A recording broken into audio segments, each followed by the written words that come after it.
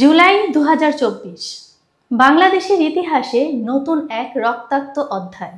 ২০২৪ সালের জুলাই মাস বাংলাদেশের স্বাধীনতার ৫৪ বছরের ইতিহাসে নৃশংসতার এক নতুন দাগ কেটে যায়। স্বাধীনতার পর এমন ভয়াবহ রক্তপাতের নজির খুব কমই আছে। কোটা সংস্কার আন্দোলন থেকে জন্ম নেয়া ছাত্র জনতার বিক্ষোভে সরকারি বাহিনীর গুলি, কারফিউ আর ইন্টারনেট বন্ধের মতো দমন নীতিতে রঞ্জিত হয় দেশের রাজপথ। এ আন্দোলনের সূত্রপাত ২০২৪ সালের ৫ জুন হাইকোর্টের একটি রায়ের পর। বিচারপতি কে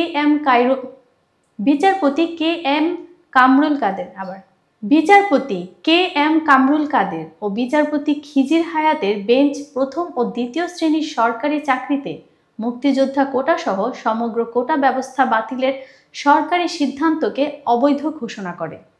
এর জেরে শিক্ষার্থীরা ফের কোটা সংস্কারের দাবিতে রাস্তায় নামে।